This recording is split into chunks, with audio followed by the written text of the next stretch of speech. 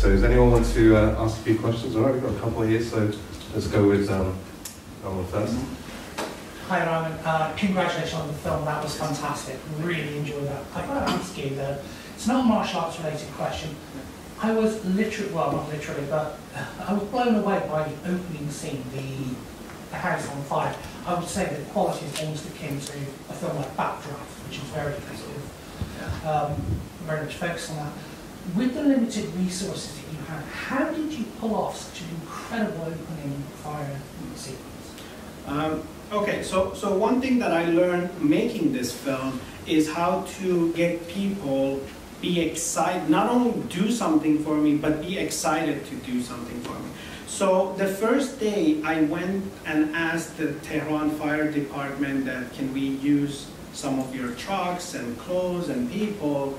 There was this mad Iranian. They're usually mad. The people, they come like, what? No, they're working. What is this film? No, we are not going to do that. And my good luck, a year before that, there was a first firefighting movie that came in Iran.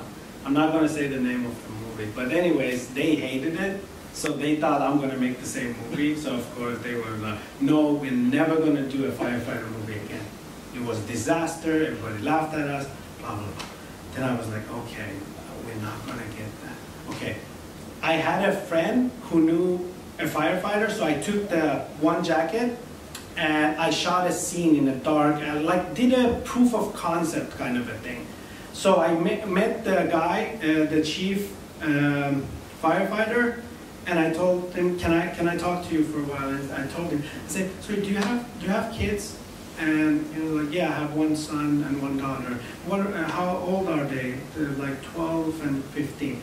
I say, okay, I'm making this film for them.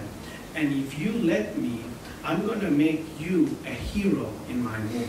So when your kids watch this movie, they're going to tell their friends that my dad is a firefighter. And here is what I shot with one firefighter thing.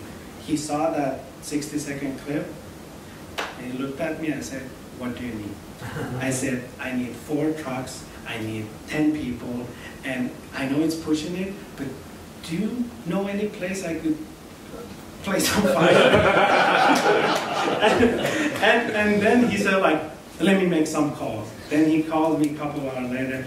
We got this training facility 1 hour from Tehran. I already talked with this and that and that and that. The whole building is yours. Make it on fire.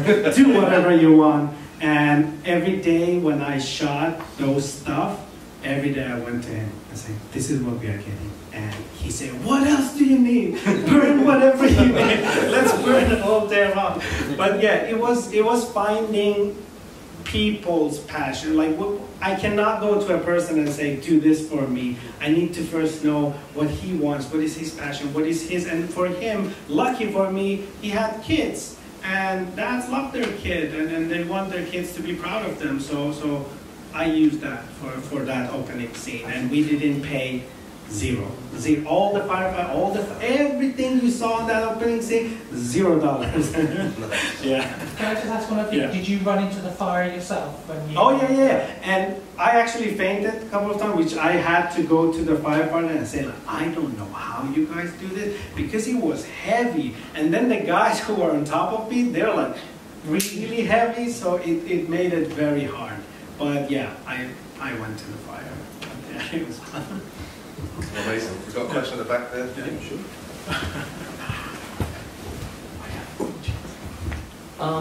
Really up film. I was just kind of curious, with all the trouble that you had with the Iranian authorities and the critical backlash, how have you managed to get it into 300 screens in Iran? And how's the film being marketed there? Is there a sense of excitement? Do you know if there's buzz building around it, if the martial arts community supporting it?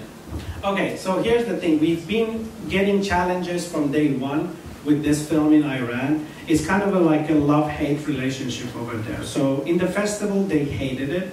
Like, there were people saying horrible stuff. Like, Ramin should put this movie in the drawer and never open it and forget he ever made this movie.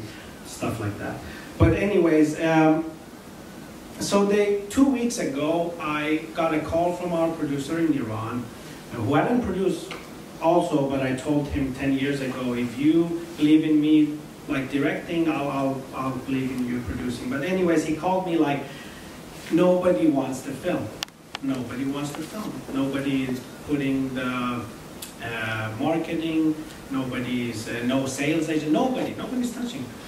And I said, all right, so Mohsen said, like, I think this is the journey for Layers of Lies for Iran, and just let's focus on the next ones, and don't worry, da.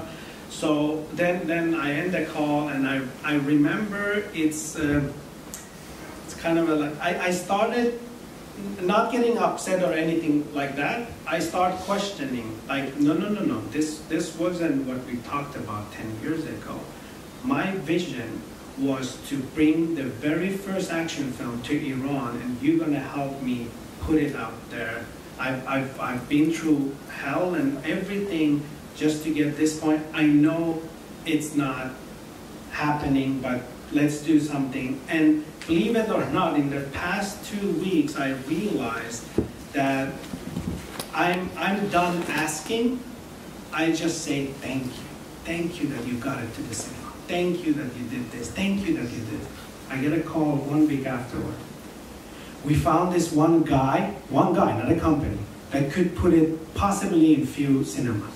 So okay, good, put it for get the permit. Then I go back, I say, thank you, we got the permit. A day after, oh, we got the permit. What do you mean? Yeah, we can put it in the cinemas now, okay? How many theaters we have? About 5 theaters. This is about a week ago. As soon as we got the permit, they say, you can screen it next week Wednesday. This is how much they don't even care. They say, you got 1 week. I say, how can we market it? How can we do all of that? So I don't care, you have 1 week. Then Mohsen said, I've sent our producer, there's this group that owns 300 theaters. It's a religious group, and Mohsen said, they're gonna say no. I say, how you know? I say, yeah, they don't, come on. We have a Western female, we have like no, they're religious. I said, Mohsen, you take that, you find somebody that knows somebody that knows somebody, get that film to them to watch it before next week Wednesday. This is Friday or Thursday. I say, okay, I got it to them. I say, one day we'll watch the film, Saturday. Then I go back. I say, thank you for that permit. Thank you that even they want to say no, they don't know why they said yes. So I get a call Saturday, said the religious group, watch your film. Without changing a single frame, they will give us plus 200 theaters in Iran. And then I immediately called the biggest TV station in Iran called GEM. And I say, listen, I know your advertisement costs money, but if you work with me this time, I promise, I am on my way to make film after film after film. If you back me up now, I promise I will come back to you guys, but I need your help. I have 3 days before opening, and I need my teaser going out to your channels. Can you give me a deal? So he gave me a very good discount, very, very good discount. So we are putting it on the TV starting Tuesday night. It's going to go on national TV in Iran. They are honestly sick of those type of films that they just don't go watch. They want to support this. So they've come, like miracles are happening, so this movie can go into the cinema. So Wednesday we are opening, plus 200 theaters, all the news, everybody's good. Like it's gonna be crazy. Like next week, I don't know what will happen, but I'm just thankful that even one person can go and watch it in the cinema, because that was my plan. Yeah. I hope I answered the question. That was a long answer. Okay, we can take one more before we gotta wrap up. Anyone's got anything else? All right, up here in the front. Amandeep. I enjoyed it. Thank you so much.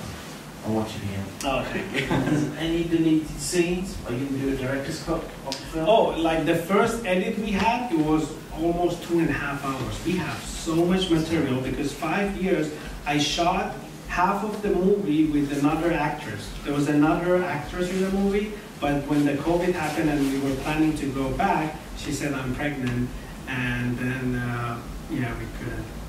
It was weird. It was, it was weird times because, like, she was my expert anyways. On top of that. But yeah, so a lot of things happen, but we have a lot of deleted scenes. But I can say one thing, and this is actually, you guys are the very first people who hear this, and it's still in the development phase, but we are in negotiations of making a US version of Layers of Lies with US cast, fully English, shot in Texas and Mexico, a little bit similar, but a lot darker. Like we are talking, because they didn't let me make darker movie in Iran, or they didn't make me shoot a lot of people. You can shoot maybe in the leg, or he can shoot maybe himself. But it was all, constantly I was fighting for getting the movie I want to make.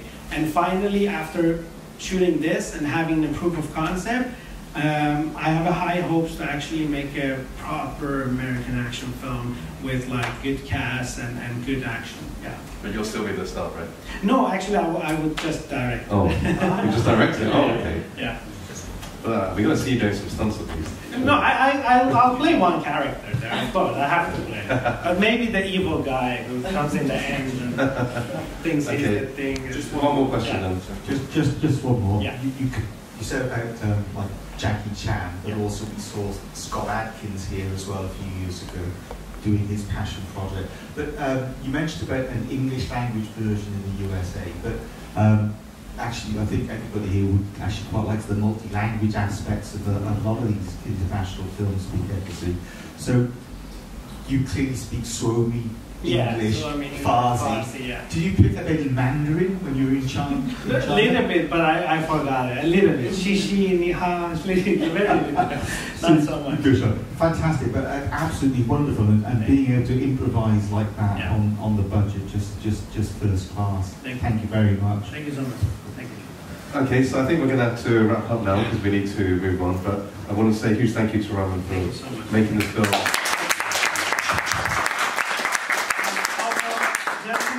I have to say big shout out to you guys, because if we don't have these festivals and places where action cinema can be endorsed and I can have a voice, because if you wouldn't have this and you wouldn't come, then I wouldn't have the voice. So thank you so much for organizing, and I know it's hard, but if you keep doing it, it will switch at some point, and it will get massive and bigger, and you guys will get bigger as it gets bigger, and that's the whole purpose of the journey.